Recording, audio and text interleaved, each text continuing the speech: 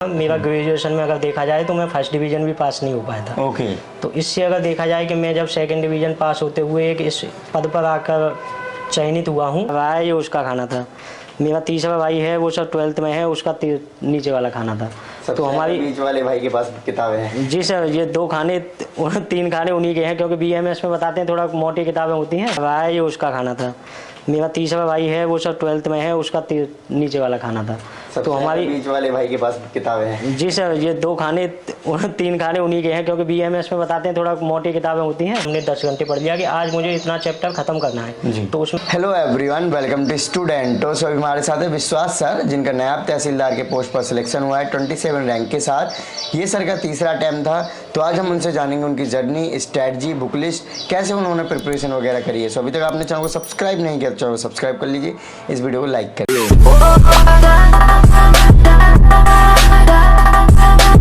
आप अपना नाम और एजुकेशन बैकग्राउंड बताइए। जी सर, मेरा नाम विश्वास दीक्षित है। मैंने ग्रेजुएशन किया है बीएससी पीसीएम के साथ, और पोस्ट ग्रेजुएशन में मेरा केमिस्ट्री रहा है। केमिस्ट्री है, ओके। सो तैयारी वगैरह आपने कब स्टार्ट करी थी, या फिर मोटिवेशन कब से आया? जी सर, जो मैं ग्रेजुएशन में पढ़ा करता था जी, तो उस समय पर हमारे यहाँ एक पंकज वर्मा सर थे, जो एसडीएम कोल थे। ओके। तो वो सर, उनके माध्यम से उन्होंने देखा कि अलीगढ़ में थोड़ी शिक्षा का स्तर थोड़ा निम्न है। तो उन्होंने अपने तहसील में ये भी देखा कि जो सिविल सर्विस परीक्षा हैं तो इस क्षेत्र से बिरले ही बच्चे ये परीक्षा पास कर पाते थे। तो सर ने यहाँ पर एक सिविल सर्विस मार्गदर्शिका शुरू किया था, जिसमें सर ने जो गरीब बच्चे हैं उनके लिए निःशुल्क शिक्षा की व्यवस्था की थी। ओके। तो मेरा वहाँ पर चयन हुआ। तो मैंने जो भी सर ने हमें बताया, उन्हीं के माध्यम से हमें मोटिवेशनल मिला, और इस सिविल सर्विस एग्ज़ाम्स के बारे में पूरी डिटेल्स मिली थी सर। ओके। सो कब से तैयारी स्टार्ट करी और फिर कैसे स्टार्ट हुआ? मैंने सर 2018 से तैयारी शुरू की थी, और मेरा 2019 में पहला अटैम्प्ट था, जिसमें मैं इंटरव्यू तक पहुंच पाया था। ओके। और दूसरा अटैम्प्ट में क्या हुआ? जी सर, दूसरा और तीसरा अटैम्प्ट में मेरा सर प्रीलिम्स नहीं हो पाया था 2 बार। ओके। और ये मेरा चौथा अटैम्प्ट में मेरा फाइनल सिलेक्शन हुआ है नायब तहसीलदार के पद पर। Okay sir. सो आपने अभी बताया कि दूसरा और तीसरे में आपका प्रीलिम्स भी नहीं हुआ, जबकि आप फर्स्ट अटैम्प्ट में इंटरव्यू तक पहुंचे। जी सर। तो सबसे पहले ये बताइए कि इस टाइम पे जो डिमोटिवेशन आया होगा, ऐसा लग रहा होगा कि अब तैयारी छोड़ दे यार, हमसे नहीं होगा, पता नहीं क्या हो गया, इस तरीके से कुछ रहा? जी सर, तो जब मुझे भी काफ़ी डिमोटिवेट हुआ था, तो जो मैंने बताया कि सर ने शुरू किया था, तो सर ने बस यही कहा था कि मैं कर सकता हूँ, मेरा भी पहले अटैम्प्ट में नहीं हो पाया, तो आप सब कर सकते हैं जी। तो हमें वहीं से शिक्षा मिली, सीख मिली कि हाँ, सर बोलते हैं कि मैं कर सकता हूँ, आप भी कर सकते हैं, बस इसको छोड़ना नहीं है। इस परीक्षा में निरंतरता बहुत ज़रूरी है। तो मैंने वही अपनी तैयारी को निरंतर जारी रखा, तो आखिर मुझे अपने चौथे प्रयास में सफलता मिल गई sir. Okay, okay, great. So आप जब तैयारी करना स्टार्ट करे होंगे, जब आपने बताया फर्स्ट अटेम्प्ट में आपका हो गया इंटरव्यू तक, दूसरे तीसरे में नहीं हुआ, तो लोग भी बोलते होंगे कि यार पता नहीं कैसा पढ़ने लगा, या पढ़ता नहीं, अब इसका मन भटक गया, कुछ इस तरीके से चीज़ें रही होंगी। ऐसी बातें भी देखने को मिली। तो इसलिए मैंने सर जो दूसरी परीक्षाएं होती हैं, जैसे यूपी में पेट की परीक्षा शुरू हो गई थी, तो मैंने पेट की परीक्षा दोनों परीक्षा दी थी। उसमें भी मेरा जो लेखपाल और बंद होगा 2 भर्ती निकली थी, सप्लाई इंस्पेक्टर निकला था, उनकी तीनों की परीक्षा भी मैंने दी थी। तो उसमें सप्लाई इंस्पेक्टर पे तो फाइनल सिलेक्शन नहीं हो पाया, लेकिन लेखपाल में मेरे काफ़ी अच्छे मार्क्स रहे, और बंद होगा का भी मेरा भी 30 अप्रैल को पेपर था। तो मैंने जितनी भी परीक्षाएं थी, बस यही कि अगर यहाँ नहीं हो पा रहा तो कहीं एक सिलेक्शन प्राप्त कर लूँ पहले मैं। तो उसके लिए भी मैंने सब प्रयास किया। जी, ओके। आप स्ट्रैटेजी की अगर हम बात करें आपकी, तो स्ट्रैटेजी बताइए कि किस तरीके से आपने तैयारी करना स्टार्ट किया था? जी सर, जैसे सर हमें शुरुआत में कोई जानकारी नहीं थी, वहीं सिविल सर्विस मार्गदर्शिका के माध्यम से हमें बताया कि सबसे पहले आप अपना, जैसे मेरा साइंस बैकग्राउंड था जी, तो सर ने मुझे एनसीईआरटी बुक्स की पढ़ने के लिए बताया कि सबसे पहले 6, 7, 8 की एनसीईआरटी पढ़िए। ओके। तो शुरुआत में मैंने 3 महीने 6, 7, 8 की एनसीईआरटी को ही अच्छे से पढ़ा था। उसके बाद 2 महीने के लिए मैंने 9 और 10 की एनसीईआरटी को पढ़ा था, और 2 महीने ही मैंने 11th और 12th की सारी एनसीईआरटी को पढ़ा था। इसके अलावा मैंने एनसीईआरटी के जितने भी प्रैक्टिस सेट आते हैं मार्केट में, वो यहाँ सर ने हमें उपलब्ध कराए थे निःशुल्क ही। मैंने उन सारे प्रैक्टिस सेट को लगाया था। तो सबसे पहले जो हमने अपना बेसिक जो था वो एनसीईआरटी के माध्यम से तैयार किया था सर। ओके। ये वीडियो शुरू करने से पहले आपके लिए एक इम्पॉर्टेंट इन्फॉर्मेशन। आप सभी जानते हैं कि यूपीएससी और फिर स्टेट पीसीएस हर एग्जाम्स में प्रीवियस ईयर क्वेश्चंस पेपर की कितनी ज्यादा इंपॉर्टेंस है। हर टॉपर कहीं ना कहीं प्रीवियस ईयर क्वेश्चंस पेपर को ही अपने सक्सेस का राज बताते हैं। और तो और जब हम लोग नए होते हैं प्रिपरेशन में, तो हमें पता नहीं होता कि एग्जाम पैटर्न कैसा है, किस तरीके के क्वेश्चंस पूछे जा सकते हैं। सो अभी मेरे पास एक बुक है, अग्रवाल एग्जाम कार्ड से, इसमें ये एक इनकी हेडलाइन देख सकते हो, पेपर पक्का फंसेगा। सो इसमें आपको मिलेगा यूपीएससी आईएएस प्रीलिम्स के टॉपिक वाइज पेपर मिलेंगे, वो भी सॉल्व, जनरल स्टडीज और सीसेट दोनों के मिलने वाले हैं। अगर मैं इसके फीचर्स आपको बताऊं तो इसमें आपको 24 पेपर्स मिलेंगे जो कि जनरल स्टडीज के होंगे और सीसेट के होंगे, और question divided into 200 plus micro topics में डिवाइड होंगे। 100% authentic and well explain solution होगा। General study questions, government books, source, highlights, ये सारी चीजें होंगी। Topic wise analytical chart of all paper given, syllabus, exam pattern and month wise strategy for each subject cover. So इस तरीके से इसमें pattern होने वाला है। ये बुक जो है हिंदी और इंग्लिश दोनों मीडियम में अवेलेबल है। सो आप अगर हिंदी मीडियम के स्टूडेंट है तो जाके इसको परचेस कर सकते हैं। कुछ इस तरीके से आप देख पा रहे होगे। कंटेंट में इधर दिया गया है, जैसे कि मैंने टॉपिक वाइज बताया था, तो एंशिएंट हिस्ट्री दी गई है जिसमें कि source of history, Indus valley civilisation, ये सारी चीजें यहां पर आपको कंटेंट में मिल जाएंगी।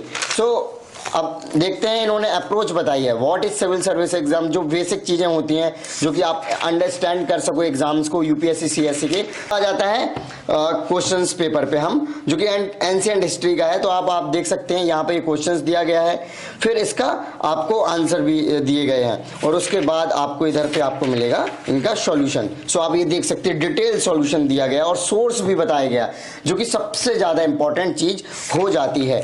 तो कुछ इस प्रकार से ये बुक है जो कि आप अपने प्रिपरेशन में इसका इस्तेमाल कर सकते हैं, और बहुत ही हेल्पफुल बुक है। यहाँ पे आपको सीसेट के क्वेश्चंस पेपर मिल जाएंगे। ये देखिए लीनियर एंड क्वाड्रेटिक इक्वेशंस। सो ये हो गया। तो आप देख सकते हैं इस तरीके से। तो फ्रेंड्स, कि आपको ये बुक अच्छी लगी होगी तो इस बुक को परचेज कर सकते हैं। लिंक आपको वीडियो के डिस्क्रिप्शन में मिल जाएगा, हिंदी एंड इंग्लिश दोनों के। जी सर, ये मेरी बुक्स थी। जैसे हम 3 भाई थे, हम तीनों भाई साथ पढ़ते थे, तो हमने खाने बांट रखे थे। मैं सबसे बड़ा था तो ऊपर वाला खाना मेरा था सर। ये मेरा छोटा भाई था जो BAMS कर रहा है, ये उसका खाना था। मेरा तीसरा भाई है, वो सर 12th में है, उसका नीचे वाला खाना था। तो हमारी बीच वाले भाई के पास किताबें हैं। जी सर, ये 2 खाने 3 खाने उन्हीं के हैं, क्योंकि BAMS में बताते हैं थोड़ा मोटी किताबें होती हैं। हाँ। तो उनके पास थोड़ा ज़्यादा किताबें थी, और थोड़ा 5 वर्ष का कोर्स भी था उनका, तो उनके पास इसलिए ज़्यादा किताबें हो गई सर। ओके।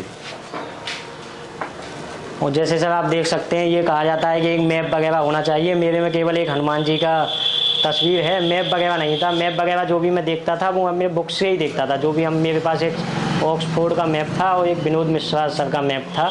मैं जो दीवार पे ऐसे नहीं देख पाता था, मैं वो किताब में ही टिक कर करके मैप को पढ़ पाता था सर। सो सर, बाकी जो सब्जेक्ट हैं जैसे कि पॉलिटी हो गया, ज्योग्राफी हो गया, इन सब की स्ट्रेटजी बताइए कि आपने एनसीईआरटी के बाद इन सब सारे स्टैंडर्ड सब्जेक्ट को कैसे किया। जी सर, एनसीईआरटी से एक बार बेसिक चीज़ें तैयार होने के बाद, जो भी जैसे पॉलिटी के लिए लक्ष्मीकांत होती है, और जियोग्राफी के लिए मैंने खुल्लर की किताब ली थी क्योंकि मेरा ऑप्शनल भी था जी। हिस्ट्री के लिए मैंने SK पांडे को ही प्रेफर किया था। ओके। और मिडिएवल और मॉडर्न के लिए SK पांडे पढ़ा, लेकिन मैंने एंशिएंट के लिए KC श्रीवास्तव बुक को पढ़ा था जी। इसके अलावा साइंस की जो बुक थी वो मैंने लूसेंट से कवर किया था जी। इसके अलावा जो घटना चक्र की जो किताब आती है उससे मैंने शॉर्ट नोट्स बनाए थे साइंस के लिए जी। एनवायरनमेंट के लिए मैंने परीक्षावाड़ी की किताब पढ़ी थी, क्योंकि हिंदी मीडियम में परीक्षावाड़ी काफ़ी बेहतर रहता है। ओके। और उससे जो प्रीलिम्स के फैक्ट होते हैं वो भी काफ़ी सब क्लियर हो जाते हैं जी सर। और इसके अलावा यूपी स्पेशल के लिए भी मैंने परीक्षावाड़ी की किताब पढ़ी थी। तो ये मेरी बेसिक बुक्स रही थी, इन्हीं बुक्स को मैंने बार बार रिवाइज किया था सर। ओके। इसके अलावा सर मैंने विजन और दृष्टि IAS की टेस्ट सीरीज ऑन की थी, जो सर ने ही हमें students photo copy and books से, जो दिल्ली में एक शॉप है वहाँ से सर ने हमें प्रोवाइड करवाई थी, जो यहाँ हमें निःशुल्क उपलब्ध करवाई गई थी सर। तो उसका भी काफ़ी योगदान रहा था सर। Okay, great. ओके, सो अगर हम जानना चाहें कि आपका प्रीलिम्स और मेंस आप साथ में तैयारी करें या फिर अलग अलग करते हैं? जैसे मैंने बताया कि शुरू के 6 महीने तो मैंने केवल एनसीईआरटी ही पढ़ा था। उसके बाद जब हम बेसिक बुक्स पे आए तो सब ने हमें उसमें यही बताया कि आप अगर लक्ष्मीकांत पढ़ रहे हैं या स्पेक्ट्रम पढ़ रहे हैं तो उन्हें इस तरीके से पढ़िए कि एक बार मेंस के भी पेपर देखते हुए कि मेंस में किस तरीके के क्वेश्चन पूछे गए तो वो प्रीलिम्स में भी काम आ जाए और मेंस में। उसके बाद जो 6 महीने हमने तैयारी की वो प्रीलिम्स और मेंस दोनों की साथ साथ की थी। ओके, प्रीलिम्स और मेंस की साथ साथ जी की सर। थी। ओके, सो आप डेली कितने घंटे पढ़ते थे? जी सर, ऐसे डेली घंटे का तो रूटीन होता नहीं था सर, बस यही रहता था जो भी हमें कोचिंग में बताया गया या जो भी हमने अपना सिलेबस बनाया, जो भी रूटीन बनाया था कि अगर आज हमने 6 घंटे पढ़ लिया, अगले दिन हमने 10 घंटे पढ़ लिया कि आज मुझे इतना चैप्टर ख़त्म करना जी। है, तो उसमें कभी 6 घंटे में भी ख़त्म हो जाता था वो, कभी 10 घंटे भी लग जाते थे।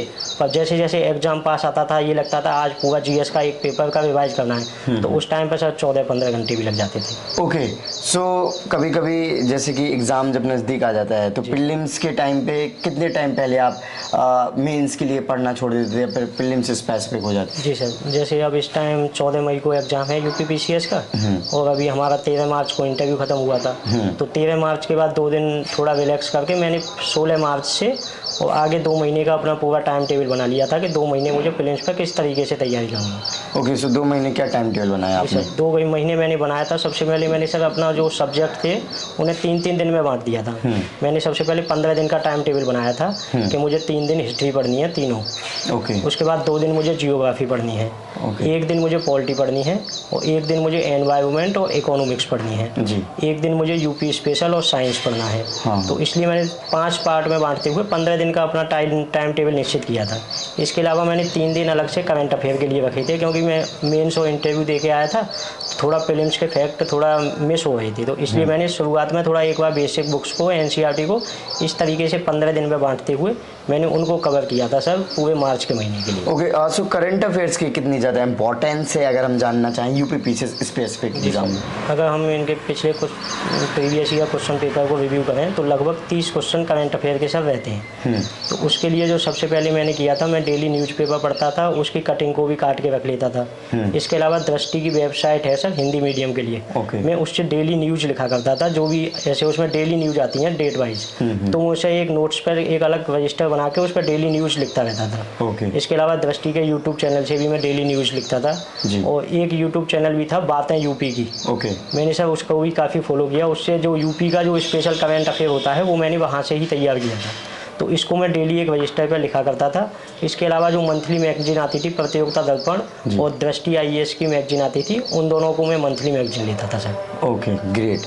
सो हम जानना चाहेंगे आपसे कि तैयारी करते हुए जब आपका प्रीलिम्स मेंस नहीं हुआ, हमने पहले ही बात करी, तो आपको क्या कमियां नज़र आई उसमें, प्रीलिम्स बार बार ना होना? जी सर, जो प्रीलिम्स जो मेरा एक 2019 के बाद रुका था, तो उसमें सर बीच में कोविड आ गया था, तो हमने यहाँ जो तैयारी शुरू की तो बीच में कोविड की वजह से वो सारी तैयारी बंद हो चुकी थी या कुछ समय के लिए। दूसरा, हम यहाँ जो शहर में रह के तैयारी करते थे, तो यहाँ से हम अपने गांव चले गए, तो तैयारी के थोड़ा मैंने जैसे बताया कि इस तैयारी में निरंतरता बहुत ज़रूरी है जी। चाहे कोई मेंस दे के आया या इंटरव्यू दे के आया, प्रीलिम्स में अगर निरंतरता नहीं रहेगी तो उसको क्रैक नहीं कर सकता। तो मेरी थोड़ी सा 1 साल के लिए निरंतरता टूट गई थी। और दूसरा, फिर जब 2 साल नहीं हो पाया कहीं, तो थोड़ा ये दबाव बना घर से भी और परिवार दोस्तों से भी कि अब थोड़ा उम्र हो रही है, तो थोड़ा अगर और जो दूसरी एग्ज़ाम निकल रहे हैं, जैसे मैंने बताया पेट की भी परीक्षा थी, तो मैंने सर 1 साल के लिए थोड़ा अपना ध्यान जो लोअर पीसीएस की जो परीक्षाएं थी उनमें जोड़ दिया था सर, कि कहीं सिलेक्शन हो जाए पहले, तो उससे थोड़ा निरंतरता भंग हो गई थी सर। राइट। एक चीज़ और, नॉर्मली जब स्टूडेंट तैयारी में आते हैं तो वो अपने आप का कोई ऐसा फिक्स पैरामीटर नहीं होता है कि वो तैयारी करें, वो इतने कैपेबल है या फिर होशियार है नहीं है। तो आपको क्या लगता है कि स्कूल टाइम कॉलेज टाइम के जो स्टूडेंट होते हैं, जो होशियार होते हैं पढ़ने में, वही इस एग्ज़ाम्स में अच्छा कर पाएंगे या फिर कोई भी नॉर्मल स्टूडेंट भी आके अच्छा कर सकता है? जी सर, जैसे मैंने पहला ही बताया था, मैं भी एक नॉर्मली स्टूडेंट रहा था। मेरा ग्रेजुएशन में अगर देखा जाए तो मैं फर्स्ट डिवीज़न भी पास नहीं हो पाया था। ओके। तो इससे अगर देखा जाए कि मैं जब सेकंड डिवीज़न पास होते हुए एक इस पद पर आकर चयनित हुआ हूँ, तो मेरे जैसे जो जितने भी बच्चे हैं, अगर वो भी इस तरीके से निरंतरता से इसकी तैयारी करेंगे, तो ये नहीं कि अगर फर्स्ट डिवीज़न नंबर आए हैं तब भी आप एक अच्छे पद पर चयन हो सकते हैं, अगर आप 3rd क्लास भी पास हुए हैं तब भी एक अच्छे पद पर चयनित हो सकते हैं, क्योंकि इसमें जो क्वालिफिकेशन है वो केवल ग्रेजुएशन क्वालिफिकेशन माना गया है जी। उसमें सर परसेंटेज का कोई महत्व नहीं है कि इतना परसेंट, बस मेहनत करते रहेंगे तो सफलता अवश्य मिलेगी। ओके, नोट्स वगैरह आपने बनाए कभी? जी सर, नोट्स मैंने सर प्रीलिम्स के, मेंस के और अंतिम टाइम पर जो शॉर्ट नोट्स बनाए जाते हैं, तीनों नोट्स बनाए थे सर मैंने। ओके, तो इन नोट्स बनाने में आपको कभी लगा कि यार टाइम ज़्यादा लगता है, जी सर। हम उस टाइम पे पढ़ सकते थे और ज़्यादा पढ़ लेते, टाइम वेस्टिंग है, ऐसा कुछ हुआ? जी सर, ऐसा मुझे लगा था। जैसे मैंने आज तक कोई भी टेस्ट पेपर नहीं दिया था सर मेंस के लिए। जी। मैंने जितने भी पेपर लगाए थे वो सब मैंने फ्लो चार्ट में ही लिखा था। मैं क्वेश्चन करता था, 20 क्वेश्चन पूरे करता था, लेकिन मेरे दोस्त बताते थे हम 3 घंटे में कर पाते हैं 20 क्वेश्चन। मैं उन 20 क्वेश्चनों को 1 घंटे में करके मैं उतने ही टाइम में 3 पेपर लगा देता था, केवल फ्लो चार्ट बना के। मैंने जितने भी 20 क्वेश्चन किए, हाँ। मैंने 1-1 घंटे में सबका फ्लो चार्ट ही बनाया। मैंने अलग से पूरा स्पेशल 3 घंटे का टाइम निकाल के कभी कोई पेपर नहीं कराया था सर। तो इससे मुझे लगा कि मेरे समय की भी बचत हो रही है, वो मैं थोड़ा 3 घंटे में और ज़्यादा बेहतर रिवाइज कर पाता हूँ सर। ओके, जो आंसर राइटिंग वगैरह है तो वो आपने कितनी करी? जी सर, आंसर राइटिंग का इसमें मेंस के लिए बहुत रोल होता है। जैसे मैंने अभी बताया कि मैं 3 घंटे में ही 3 पेपर लगा लिया करता था, ऐसे ही मैं 2 टाइमों में बांट रखा था। जैसे 9 से 12 एक पेपर लगाता था मैं, उस टाइम पे 3 पेपर करता था, और एक 2 से 5 में करता था। तो मैं एक दिन में जब मेंस का टाइम जो 2 महीने लास्ट के होते थे, उसमें मैं डेली 6 पेपर लगाया करता था सर। उसे फ्लो चार्ट के रूप में ही लिखता था, जैसे मेरा टाइम भी बच जाए और मैं पूरा रिवाइज भी कर सकूँ। Okay, great. सो तैयारी करते हुए कभी कभी काफ़ी छोटी छोटी समस्याएं आती हैं, जैसे कि पारिवारिक समस्याएं हो गई, फाइनेंशियल हो गई, और भी तरह तरह, इन सबको कैसे बीट करना चाहिए? जैसे सर मेरे लिए तो जो सर थे उन्होंने ही ये मान लो सर भगवान के रूप में हमें काफ़ी अच्छा सहयोग किया। तो ऐसी कोई समस्या नहीं आई। सब ने बस यही कहा था जितनी भी समस्याएं हैं इस टाइम पर, जितनी तुम्हारी समस्या हैं, तुम्हारा माता पिता भाई बंधु सब मैं ही हूँ। तुम सब कुछ को बस 2 साल के लिए सब कुछ भूल जाओ, जो भी समस्याएं हैं तुम्हारी, एक बार सिलेक्शन ले लेते हो तुम्हारी सारी समस्याएं दूर हो जाएंगी। इसके अलावा अगर तुम्हें कोई भी दिक्कत होती है फाइनेंशियल या पारिवारिक, तो हमेशा मैं आपके साथ खड़ा रहूँगा। जैसे सर ने हमें, एक बार सर के विषय में बताना चाहूँगा, सर ने जितने भी जो भी गरीब बच्चे थे हमारे जैसे, उनके लिए एटलीस्ट अगर तुम किताब भी नहीं ले पा रहे तो किताब के लिए सर ने ही रुपए दिए थे।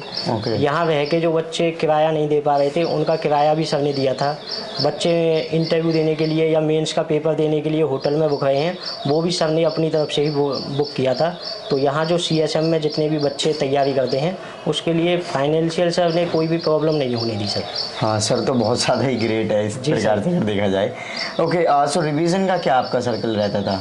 जी सर, रिवीजन का यही रहता था, जैसे शॉर्ट नोट्स जितने आसानी से बन जाएंगे, जैसे पेपर से पहले जितना भी 15 दिन का टाइम लगता है तो उसमें कितना भी बच्चा पढ़ ले, बस यही लगता है कि मुझे तो कुछ याद ही नहीं हो पा रहा, मेरा तो भी पूरा सिलेबस ही कंप्लीट नहीं हो पा रहा। हाँ। तो जो उसमें शॉर्ट नोट्स होते हैं उसका काफ़ी योगदान होता है।